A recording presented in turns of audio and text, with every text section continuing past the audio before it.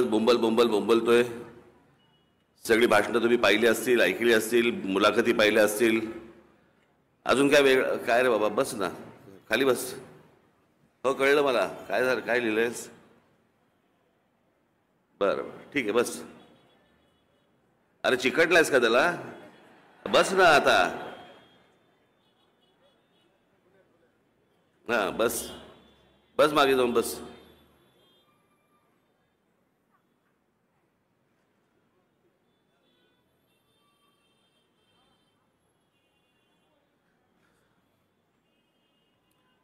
आज करता ही या सभेच्या निमित्ताने मी अनेक लोकांची या दिलगिरी पण व्यक्त करणार आहे आणि अनेक लोकांना धन्यवाद पण देणार आहे.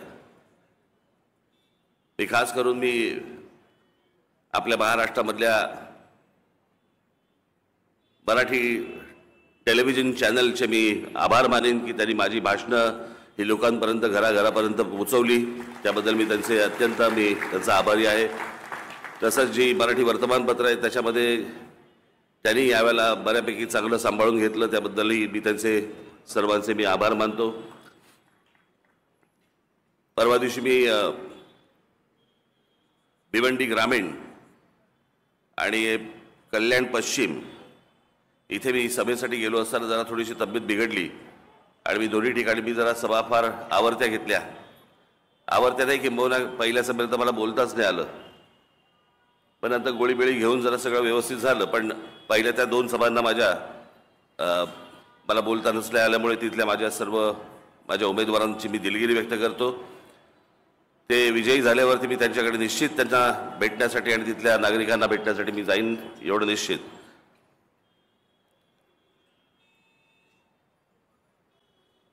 बाळा नांदगावकरांच्या इथे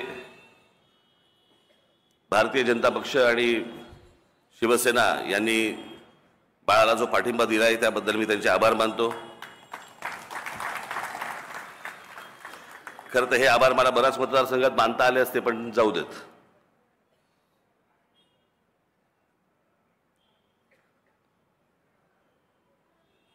आज महाराष्ट्रामध्ये अनेक प्रश्न लोंबकळलेले आहेत, खोळंबलेले आहेत. आपण ते सगळे गोष्टी पाहिलेल्या आहेत.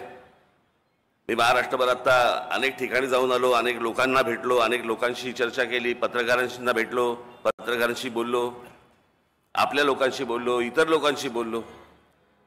अत्यंत वाईट परिस्थिती महाराष्ट्रामधली आहे. मी आपल्याला एवढंच सांगतो, या सगळ्या गोष्टी ज्या आपल्या आजूबाजूला ज्या घडतायत, म्हणजे आम्हाला चालायला फुटपाथ मिळत नाही, चांगल्या गाड्या चालवायला आम्हाला रस्ते चांगले मिळत नाही, ट्रॅफिक जॅम असतो, मुलांना शाळांना ॲडमिशन मिळत नाहीत, हॉस्पिटलमध्ये आम्हाला बेड्स मिळत नाहीत, मुलांना रोजगार मिळत नाही. ग्रामीण महाराष्ट्रामधली मुलं शहरामध्ये येण्याचा प्रयत्न करतात, मुंबई पुण्यासारख्या ठिकाणी. मुंबई पुण्यामधली मुलं परदेशात जायचा विचार करतात. आमच्या शेतकऱ्यांच्या आत्महत्या थांबत नाही आहेत. अनेक विषय आहेत आणि ज्याची सोडवणूक झालेली नाही, त्या गोष्टींची सोडवणूक झाली नसल्यामुळे अनेक लोकांनी तुमचं लक्ष दुसरीकडे वळवावं किंवा वळावं याच्यासाठी म्हणून काही गोष्टींची सोय केली. हा खरं तर महाराष्ट्र संपूर्णपणे हिंदुत्वाने भारावलेला महाराष्ट्र. पण या हिंदुत्वाने भारावलेल्या महाराष्ट्राला त्यांचं हिंदुत्व तोडण्याचं काम प्रामुख्याने या महाराष्ट्रामध्ये शरद पवारांनी केलं आणि ते म्हणजे जातीमध्ये भेद निर्माण केले. आज तुमचेही अनेक लोक, तुमचे नातेवाईक, तुमचे मित्रपरिवारातले लोक महाराष्ट्रामध्ये अनेक ठिकाणी राहत असतील. आपण जरूर त्यांना सांगा की किमान यातनं तरी महाराष्ट्र बाहेर आला पाहिजे. मी माझ्या अनेक सभांमधून सांगितलं, उद्या महाराष्ट्र नवनिर्माण सेना असो, शिवसेना असो, भाजपा असो, तुमची काँग्रेस असो, एनसीपी असो, हे राजकीय पक्ष मेले तरी चालतील, महाराष्ट्र जगला पाहिजे.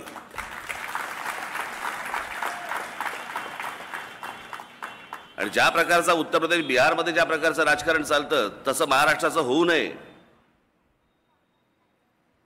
अत्यंत भीषण आणि घाणेरडी परिस्थिती महाराष्ट्रामध्ये आहे. हे राष्ट्रवादी काँग्रेसच्या जन्मानंतर या सगळ्या गोष्टी सुरू झाल्या. महाराष्ट्रामधला जो एकोपा, आमच्या संत परंपरा, आमच्या संतांनी जी दिलेली शिकवण, एकोप्याची शिकवण, एकत्र राहण्याची शिकवण, सगळं विसरून चाललोय आपण का? यांच्या स्वार्थी राजकारणासाठी. यांना स्वतःच्या स्वार्थाशिवाय दुसरी गोष्ट काही दिसत नाही. 2019ची निवडणूक आपण विचार करून बघा.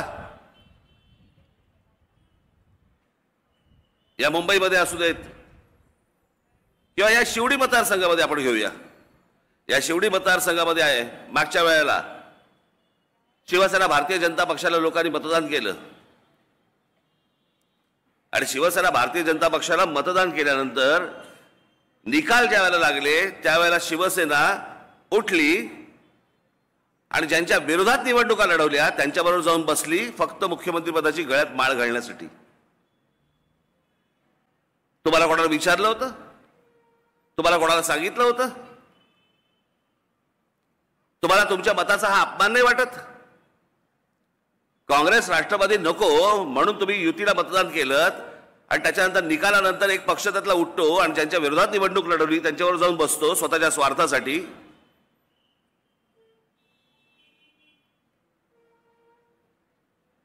हे कोणतं राजकारण आहे? मी देशामध्ये आजपर्यंत देशाच्या राजकारणात अशी बघितलीच नाही गोष्ट की ज्यांच्या विरोधात निवडणूक लढवली निकालानंतर त्यांच्या बरोबर जाऊन बसले.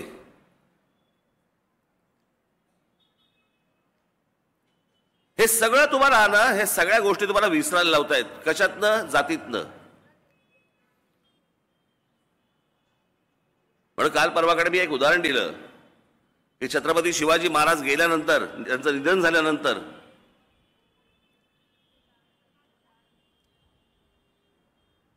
ही समाधीमध्ये नंतरची गोष्ट, पण जे काय तिथे त्यांना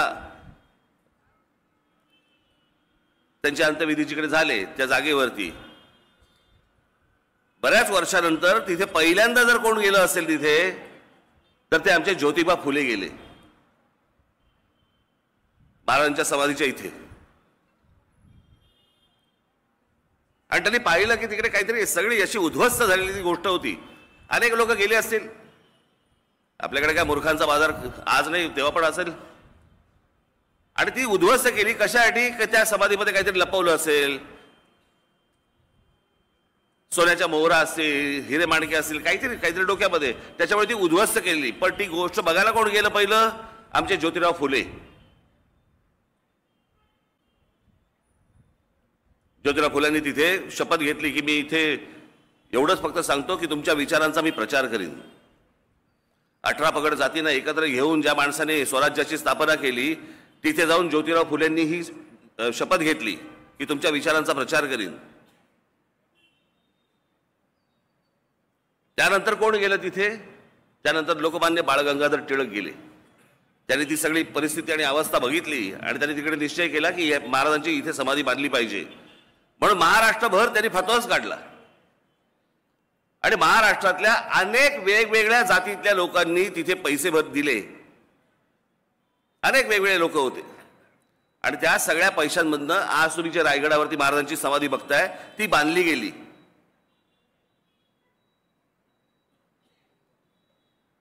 आज आमच्याकडे सगळे जे महापुरुष आहेत हे सगळेजण वाटून घेत आहेत. छत्रपती शिवाजी महाराज मराठ्यांचे, लोकमान्य टिळक ब्राह्मणांचे, महात्मा ज्योतिराव फुले माळ्यांचे, आमचे डॉक्टर बाबासाहेब आंबेडकर दलितांचे, प्रत्येक जण आपापल्या जातीत विनाकारण काही संबंध नाहीये. मग हा जर प्रसंग आपण पाहिला तर शिवछत्रपतींच्या ठिकाणी पहिले जाणारे ज्योतिराव फुले माळी होते, ज्यांनी सांगितलं तुमच्या विचारांचा मी प्रचार करीन. दुसरे गेले ते लोकमान्य टिळक ब्राह्मण होते, त्यांनी समाधी उभी केली. ज्यांच्याकडे आज महापुरुषांकडे आम्ही ज्या जातीने पाहतो ना किंवा जातीने पाहायला जे लावतात ना, मला असं वाटतं त्यांनी ही गोष्ट बघणं गरजेचं आहे, समजून घेणं गरजेचं आहे. अहो, जात एखाद्याला प्रिय असणं मी समजू शकतो, पण दुसऱ्या जातीबद्दलचा द्वेष निर्माण करणं आज महाराष्ट्रातली परिस्थिती इतकी भीषण आहे मला असं वाटतं यातनं आपण प्रत्येकाने हा महाराष्ट्र सुधारला पाहिजे. निवडणुका येतात, निवडणुका जातात, हा निवडून येईल, तो निवडून येईल, तो हरेल, तो पडेल, चालू राहील. पण एकदा का राज्याचं व्याकरण बिघडलं ना, सगळं सुधारता नाही येणार. मी जो प्रयत्न करतोय तो हा प्रयत्न करतोय.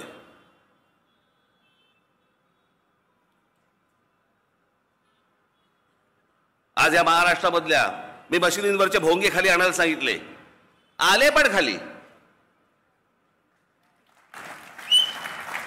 बंदही झाले. एक वेळा आम्ही बंद करतो, पण हनुमान चालीसा म्हणू नका. उद्धव ठाकरे त्यावेळेला मुख्यमंत्री होते. सगळे बंद झाले.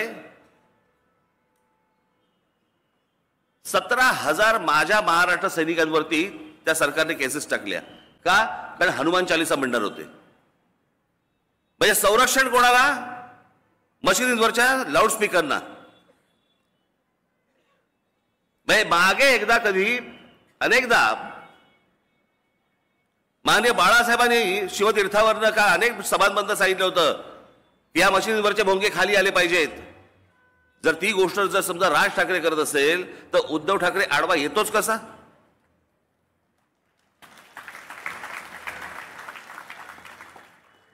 माझ्या महाराष्ट्र सैनिकांवरती 17,000 जणांवरती तुम्ही केसेस टाकता. तुमचा कल कळला आम्हाला कुठे आहात तुम्ही.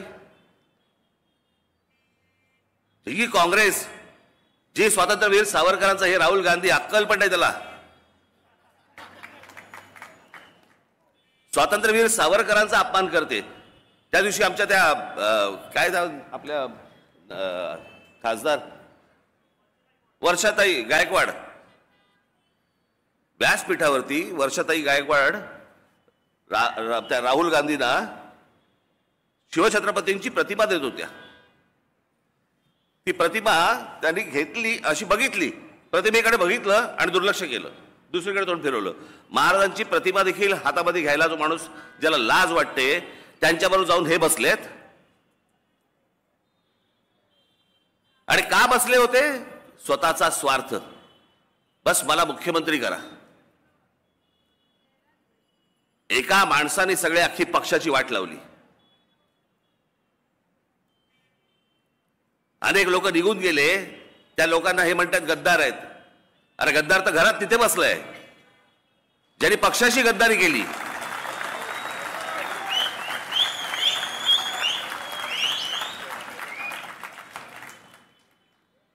काय असतं, एक कुटुंब असतं. त्या कुटुंबामध्ये 3 मुलं असतात. पहिल्याचं लग्न होतं. सुनबाई घरामध्ये येते. सासूबाईशी पहिलं भांडण सुरू होतं. तो मुलगा म्हणतो जाऊ दे, मरू दे, आपण घर दुसरं करू, आपण दुसरीकडे जाऊ. म्हणून तो मुलगा आणि ती सून, ती मुलगी बाई त्याची दुसऱ्या घरामध्ये राहायला सुरुवात करतात. लोक म्हणतात काय हल्लीच्या मुली घरात आल्या की आपल्या सासूबाईंशी नीट बोलायला नको, काही करायला नको. दुसऱ्या मुलाचं लग्न होतं. सुनबाई घरामध्ये येते. सकाळच का?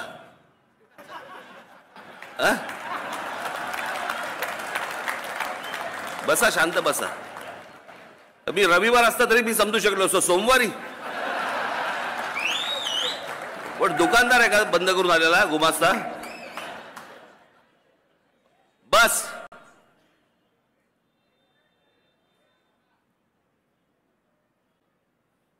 दुसऱ्या मुलाचं लग्न होतं. सुनबाई घरामध्ये येते. थोड्या दिवसात सासूबाईंशी भांडण सुरू होतं, वाद सुरू होतात, सगळं सुरू होतं. तो मुलगा म्हणतो आपण जाऊन दे, आता आपण दुसऱ्या घरात जाऊन राहू, आपण दुसरीकडे जाऊन राहू. म्हणून तो दुसऱ्या पण मुलगा निघून जातो घरामधनं. तिसरी सून येते. लोक म्हणतात काय हल्लीच्या मुली घरात आले ना की नुसते आपले फक्त त्या घर फोडायचंच काम करतात. तिसरी मुलाचं लग्न होतं. तिसरी सून येते.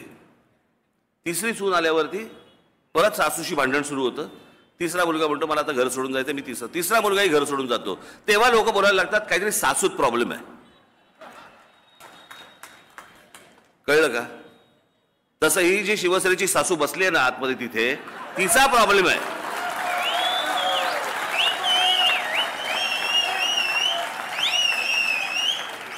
ही जी मुलं सोडून गेली ना त्यांचा नाही प्रॉब्लेम सासूचा आहे. मला असं वाटतं की ही गोष्ट आपण नीट समजून घेतली पाहिजे की हे या लोकांनी जे तुमच्या मतांचा जो अपमान केला आहे, या लोकांना तुम्ही अद्दल घडवली पाहिजे, शिकवली पाहिजे. तुमच्या मतांचा जो अपमान झाला त्याचा बदला तुम्ही घेतला पाहिजेत. मला असं वाटतं ही निवडणूक त्याची आहे. महाराष्ट्रामध्ये मी जे सतत सांगतोय ना की ज्या या सगळ्या गोष्टींची ज्यांनी प्रतारणा केली ना ते जर परत जर समजा निवडून आले, मला असं वाटतं महाराष्ट्र संपला म्हणून समजायचं. तुम्ही पुढे काही नाही होऊ शकत आणि पुढे काय होऊ नाही शकत.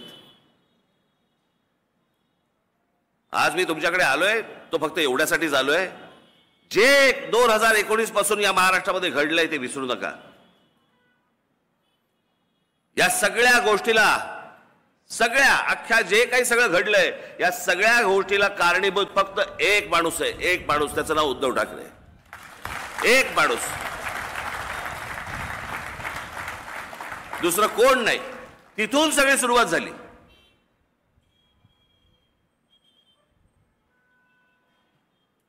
म्हणजे गंमत बघा, या माणसाच्या वागणुकीमुळे पहिल्यांदा राणे बाहेर पडले, मग मी बाहेर पडलो, मग शिंदे बाहेर पडले. पण जो माणूस महाराष्ट्र माननीय बाळासाहेबांना जो त्रास देऊन जो फुटून पहिला जो गेला माणूस ते छगन भुजबळ, ते भुजबळांबरोबर हा माणूस त्यांना मातोश्रीवरती जेवायला बोलवतो. बाळासाहेबांना त्रास दिला हा सोडून द्या, त्याचा ह्याला काही देणं घेणं नाही. आणि बाकीच्यांकडे बाकीचे शत्रू यायचे. माननीय बाळासाहेबांकडे बघण्याचा यांचा दृष्टिकोन बघा आणि ह्यांनी जी कृत्य केली आहेत ना त्या पण गोष्टी बघा. एकदा सगळ्या गोष्टींना विचारांना एकदा उजळली द्या. गेल्या 5 वर्षामध्ये काय झालं, हा माणूस कसा वागला, कोणाशी काय केलं, त्या करोना काळामध्ये कसा वागला, हे सगळ्या गोष्टी आठवा आणि 20 तारखेला मतदानाला जा. येत्या 20 तारखेला ही निवडणूक महाराष्ट्रासाठी खूप महत्वाची निवडणूक आहे. प्रत्येक निवडणूक ही महत्वाची असतेच, पण ही निवडणूक सर्वात महत्वाची आहे. म्हणून मी आपल्याला ते आवाहन करण्यासाठी म्हणून मी आज आपल्यासमोर इथे आलेलो आहे. येत्या 20 तारखेला आपले उमेदवार बाळा नांदगावकर, आता बाळा पुढे नको येऊ, हा तिकडेच आहे. मी मगाशी विचारलं, म्हटलं काय ब्रेक बिक लावलाय ना तिकडे, म्हटलं बस. आपले उमेदवार, लोकप्रिय उमेदवार आपले बाळा नांदगावकर, तसेच माझे महाराष्ट्रामध्ये जेवढे महाराष्ट्र नवनिर्माण सेनेने उभे केलेले सगळे उमेदवार, या सर्व उमेदवारांना मी महाराष्ट्रात जाऊ नाही शकलो सगळ्या मतदारसंघामध्ये, कारण वेळच कमी मिळाला प्रचाराला. आणि त्याच्यामुळे ज्या मतदारसंघामध्ये मी येऊ शकलो नाही, त्यांना भेटू शकलो नाही माझ्या जनतेला, मी त्यांची इथूनच मी दिलगिरी व्यक्त करतो, माफी मागतो. परंतु मला असं वाटतं येत्या या निवडणुकीमध्ये आपण महाराष्ट्र नवनिर्माण सेनेचे जे कोणी उमेदवार इथे महाराष्ट्रामध्ये उभे असतील त्या सर्व उमेदवारांना आपण प्रचंड प्रचंड प्रचंड मताने आपण विजयी करावं असं एक आवाहन करतो आणि आपण सर्वांची मी रजा घेतो. धन्यवाद. जय हिंद, जय महाराष्ट्र. धन्यवाद राजसाहेब. निश्चितच लालबाग परळची जनता आपल्या विचारांशी बांधील राहील.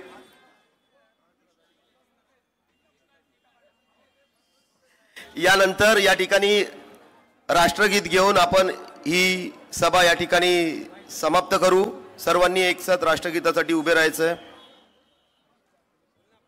जनगण मन अधिनायक जय हे भारत भाग्य विधाता, पंजाब सिंध गुजरात मराठा द्राविड उत्कल बंग विंध्य हिमाचल. की ज्यांनी फक्त निव्वळ आमिष आणि आश्वासन नव्हे तर महाराष्ट्र निव्वळ आमिष गिरण गावाला संबोधित करतील सन्माननीय राजसाहेब ठाकरे.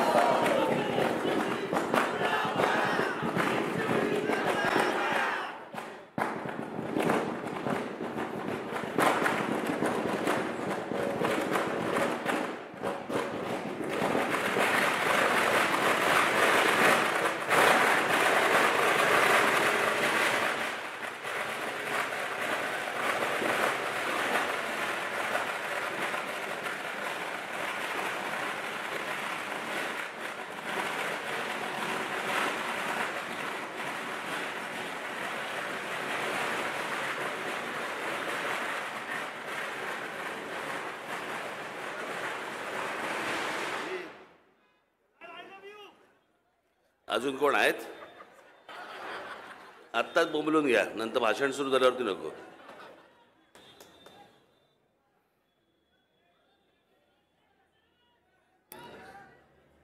जमलेल्या माझ्या सर्व हिंदू बांधवांनो, भगिनींनो आणि मातांनो,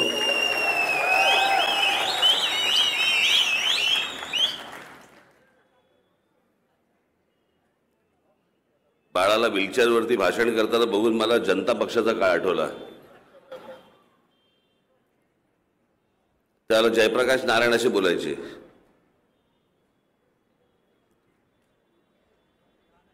मी आज फार काही लंबचौडं भाषण करण्यासाठी तुमच्यासमोर नाही आलोय.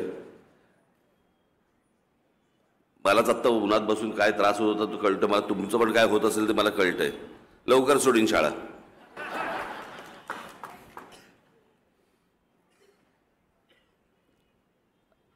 या विधानसभेच्या निवडणुकीतली ही माझी शेवटची सभा बाळासाठी दिलेली. मला सांगितलं मला शेवटची सभा माझ्याकडे पाहिजे. ते मला असं वाटतं प्रत्येक विधानसभेला शेवटची सभा बाळाकडेच असते.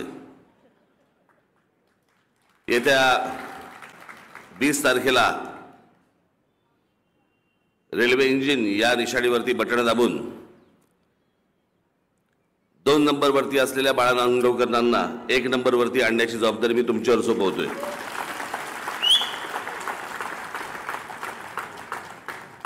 आज बहुतेक सगळ्या ठिकाणी गेले 15-20 दिवस बोंबलतोय. सगळी भाषणं तुम्ही पाहिली असतील, ऐकली असतील, मुलाखती पाहिल्या असतील. अजून काय वेगळं? काय रे बाबा, बस ना खाली बस. हो कळलं मला. काय झालं? काय लिहिलंयस? बरं ठीक आहे बस. अरे चिकटलायस का त्याला? बस ना आता. हा बस बस, मागे जाऊन बस.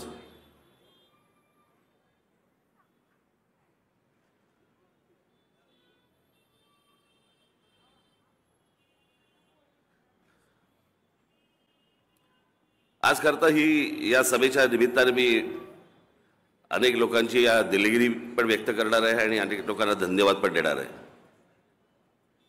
मी खास करून आपल्या महाराष्ट्रामधल्या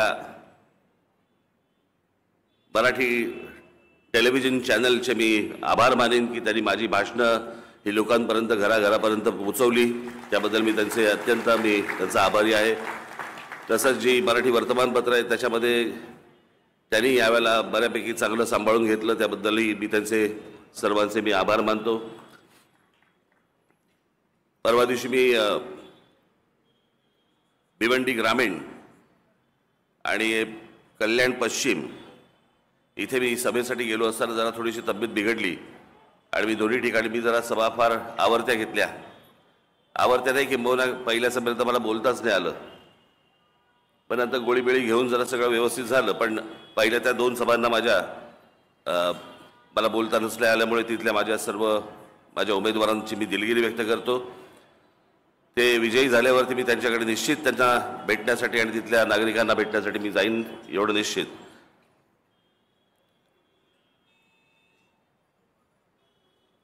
बाळा नांदगावकरांच्या इथे भारतीय जनता पक्ष आणि शिवसेना यांनी बाळाला जो पाठिंबा दिला आहे त्याबद्दल मी त्यांचे आभार मानतो. खरं तर हे आभार मला बऱ्याच मतदारसंघात मानता आले असते, पण जाऊ देत.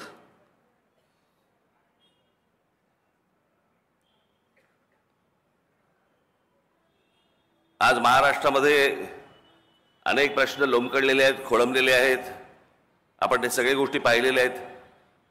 मी महाराष्ट्रभर आता अनेक ठिकाणी जाऊन आलो, अनेक लोकांना भेटलो, अनेक लोकांशी चर्चा केली, पत्रकारांशी भेटलो, पत्रकारांशी बोललो, आपल्या लोकांशी बोललो, इतर लोकांशी बोललो.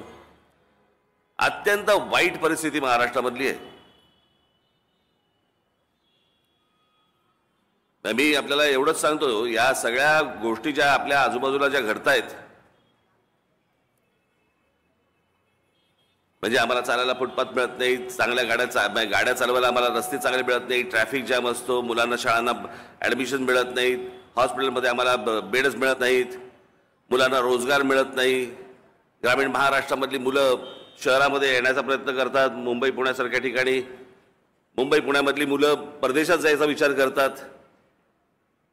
आमच्या शेतकऱ्यांच्या आत्महत्या थांबत नाही आहेत. अनेक विषय आहेत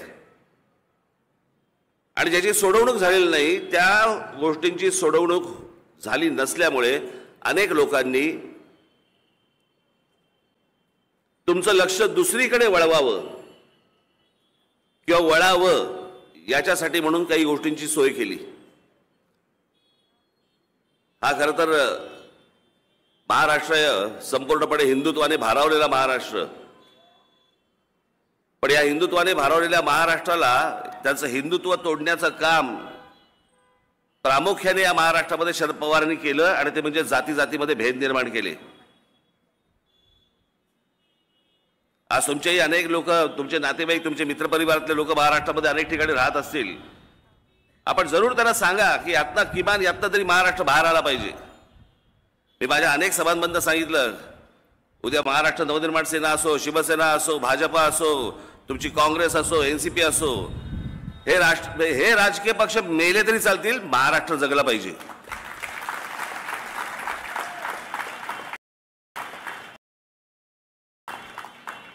ज्या प्रकारचा उत्तर प्रदेश, बिहारमध्ये ज्या प्रकारचं राजकारण चालतं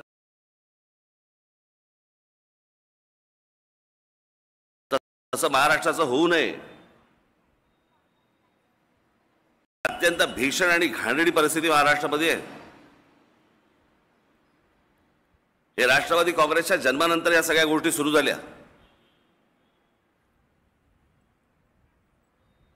महाराष्ट्रामधला जो एकोपा, आमच्या संत परंपरा, आमच्या संतांनी जी दिलेली शिकवण, एकोप्याची शिकवण, एकत्र राहण्याची शिकवण, सगळं विसरून चाललोय आपण. का? यांच्या स्वार्थी राजकारणासाठी. यांना स्वतःच्या स्वार्थाशिवाय दुसरी गोष्ट काही दिसत नाही. 2019ची निवडणूक आपण विचार करून बघा. या मुंबईमध्ये असू देत किंवा या शिवडी मतदारसंघामध्ये आपण घेऊया. या शिवडी मतदारसंघामध्ये आहे, मागच्या वेळेला शिवसेना भारतीय जनता पक्षाला लोकांनी मतदान केलं आणि शिवसेना भारतीय जनता पक्षाला मतदान केल्यानंतर निकाल ज्या वेळेला लागले त्यावेळेला शिवसेना उठली आणि ज्यांच्या विरोधात निवडणुका लढवल्या त्यांच्याबरोबर जाऊन बसली, फक्त मुख्यमंत्री पदाची गळ्यात माळ घालण्यासाठी. तुम्हाला कोणाला विचारलं होतं? तुम्हाला कोणाला सांगितलं होतं? तुम्हाला तुमच्या मताचा हा अपमान नाही वाटत?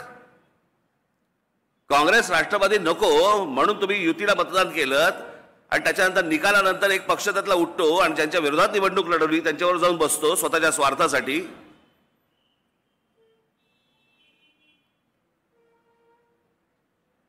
हे कोणतं राजकारण आहे? मी देशामध्ये आजपर्यंत देशाच्या राजकारणात अशी बघितलीच नाही गोष्ट की ज्यांच्या विरोधात निवडणूक लढवली निकालानंतर त्यांच्या बरोबर जाऊन बसले.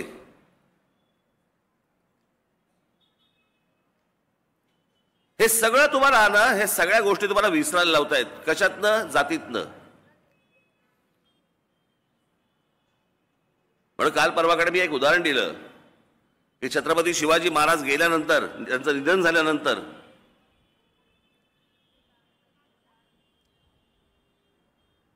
ही समाधीमध्ये नंतरची गोष्ट, पण जे काय तिथे त्यांना त्यांच्या अंत्यविधीकडे झाले त्या जागेवरती बऱ्याच वर्षानंतर तिथे पहिल्यांदा जर कोण गेलं असेल तिथे तर ते आमचे ज्योतिबा फुले गेले महाराजांच्या समाधीच्या इथे. आणि त्यांनी पाहिलं की तिकडे काहीतरी सगळी अशी उद्ध्वस्त झालेली गोष्ट होती.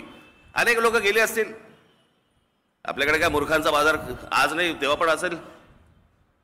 आणि ती उद्ध्वस्त केली कशासाठी? त्या समाधीमध्ये काहीतरी लपवलं असेल, सोन्याच्या मोहरा असतील, हिरे माणके असतील, काहीतरी डोक्यामध्ये, त्याच्यामुळे ती उद्ध्वस्त केली. पण ती गोष्ट बघायला कोण गेलं पहिलं? आमचे ज्योतिराव फुले. ज्योतिराव फुल्यांनी तिथे शपथ घेतली की मी इथे एवढंच फक्त सांगतो की तुमच्या विचारांचा मी प्रचार करीन. 18 पगड जातींना एकत्र घेऊन ज्या माणसाने स्वराज्याची स्थापना केली, तिथे जाऊन ज्योतिराव फुलेंनी ही शपथ घेतली की तुमच्या विचारांचा प्रचार करीन. त्यानंतर कोण गेलं तिथे? त्यानंतर लोकमान्य बाळ गंगाधर टिळक गेले. त्यांनी ती सगळी परिस्थिती आणि अवस्था बघितली आणि त्यांनी तिकडे निश्चय केला की महाराजांची इथे समाधी बांधली पाहिजे. म्हणून महाराष्ट्रभर त्यांनी फतवाच काढला आणि महाराष्ट्रातल्या अनेक वेगवेगळ्या जातीतल्या लोकांनी तिथे पैसे दिले. अनेक वेगवेगळे लोक होते आणि त्या सगळ्या पैशांमधनं आज तुम्ही जे रायगडावरती महाराजांची समाधी बघताय ती बांधली गेली.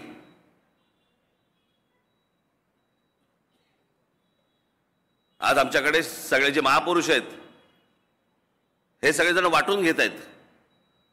छत्रपती शिवाजी महाराज मराठ्यांचे, लोकमान्य टिळक ब्राह्मणांचे, महात्मा ज्योतिराव फुले माळ्यांचे, आमचे डॉक्टर बाबासाहेब आंबेडकर दलितांचे, प्रत्येक जण आपापल्या जातीत विनाकारण काही संबंध नाहीये. हा जर प्रसंग आपण पाहिला तर शिवछत्रपतींच्या ठिकाणी पहिले जाणारे ज्योतिराव फुले माळी होते, ज्यांनी सांगितलं तुमच्या विचारांचा मी प्रचार करीन. दुसरे गेले ते लोकमान्य टिळक ब्राह्मण होते, त्यांनी समाधी उभी केली. ज्यांच्याकडे आज महापुरुषांकडे आम्ही ज्या जातीने पाहतो ना किंवा जातीने पाहायला जे लावतात ना, मला असं वाटतं त्यांनी ही गोष्ट बघणं गरजेचं आहे, समजून घेणं गरजेचं आहे.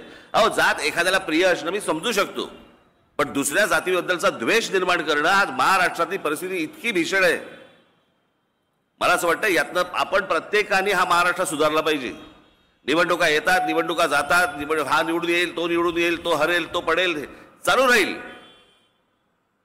पण एकदा का राज्याचं व्याकरण बिघडलं ना, सगळं सुधारता नाही येणार. मी जो प्रयत्न करतोय तो हा प्रयत्न करतोय.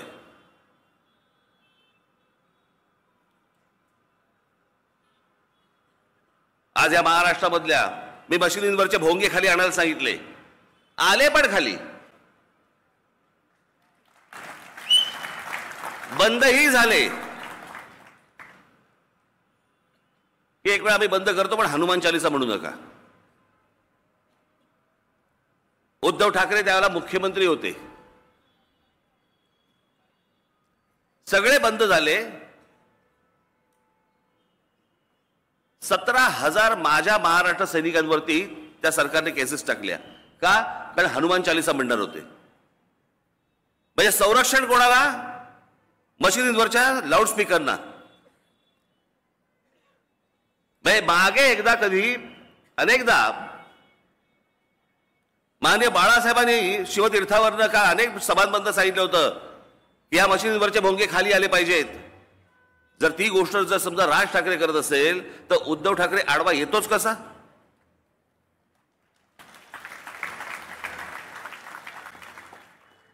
माझ्या महाराष्ट्र सैनिकांवरती 17,000 जणांवरती तुम्ही केसेस टाकता.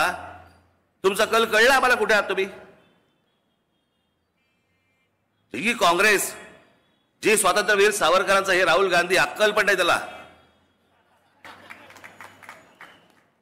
स्वातंत्र्यवीर सावरकरांचा अपमान करते. त्या दिवशी आमच्या त्या काय आपल्या खासदार वर्षाताई गायकवाड, व्यासपीठावरती वर्षाताई गायकवाड त्या राहुल गांधींना शिवछत्रपतींची प्रतिमा देत होत्या. ती प्रतिमा त्यांनी घेतली, अशी बघितली, प्रतिमेकडे बघितलं आणि दुर्लक्ष केलं, दुसरीकडे तोंड फिरवलं. महाराजांची प्रतिमा देखील हातामध्ये घ्यायला जो माणूस ज्याला लाज वाटते त्यांच्याबरोबर जाऊन हे बसलेत. आणि का बसले होते? स्वतःचा स्वार्थ. बस मला मुख्यमंत्री करा. एका माणसाने सगळे अख्खी पक्षाची वाट लावली. अनेक लोक निघून गेले, त्या लोकांना हे म्हणतात गद्दार आहेत. अरे गद्दार तर घरात तिथे बसलाय ज्यांनी पक्षाशी गद्दारी केली.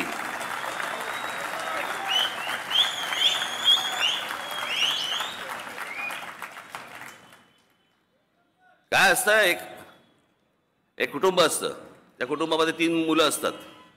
पहिल्याचं लग्न होतं, सुनबाई घरामध्ये येते, सासूबाईशी पहिलं भांडण सुरू होतं.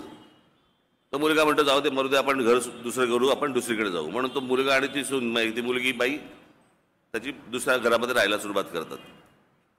लोक म्हणतात काय हल्लीच्या मुली घरात आल्या की आपल्या सासूबाईंशी नीट बोलायला नको, काही करायला नको.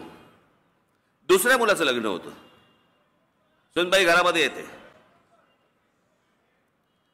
सकाळच का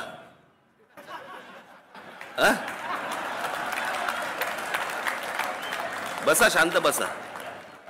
मी रविवार असता तरी मी समजू शकलो असतो, सोमवारी पण दुकानदार आहे का बंद करून आलेला गुमास्ता. बस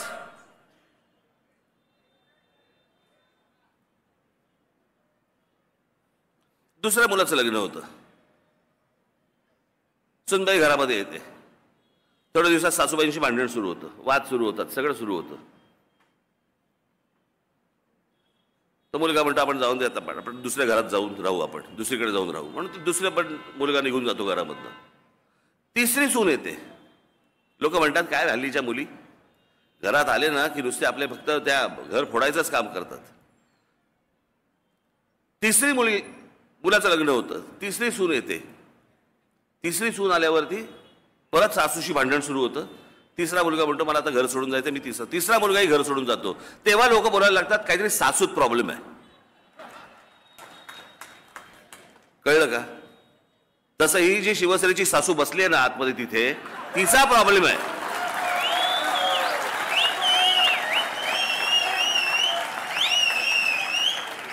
ही जी मुलं सोडून गेली ना त्यांचा नाही प्रॉब्लेम, प्रॉब्लेम सासूचा आहे. मला असं वाटतं की ही गोष्ट आपण नीट समजून घेतली पाहिजे की हे या लोकांनी जे तुमच्या मतांचा जो अपमान केलाय, या लोकांना तुम्ही अद्दल घडवली पाहिजे, शिकवली पाहिजे. तुमच्या मतांचा जो अपमान झाला त्याचा बदला तुम्ही घेतला पाहिजेत. मला असं वाटतं ही निवडणूक त्याची आहे. महाराष्ट्रामध्ये मी जे सतत सांगतोय ना की ज्या या सगळ्या गोष्टींची ज्यांनी प्रतारणा केली ना ते जर परत परत जर समजा निवडून आले, मला असं वाटतं महाराष्ट्र संपला म्हणून समजायचं. तुम्ही पुढे काय नाही होऊ शकत आणि पुढे काय होऊ नाही शकत. आज मी तुमच्याकडे आलोय तो फक्त एवढ्यासाठीच आलोय, जे 2019 पासून या महाराष्ट्रामध्ये घडलंय ते विसरू नका. या सगळ्या गोष्टीला, सगळ्या अख्ख्या जे काही सगळं घडलंय या सगळ्या गोष्टीला कारणीभूत फक्त एक माणूस आहे. एक माणूस, त्याचं नाव उद्धव ठाकरे. एक माणूस, दुसरं कोण नाही. तिथून सगळी सुरुवात झाली.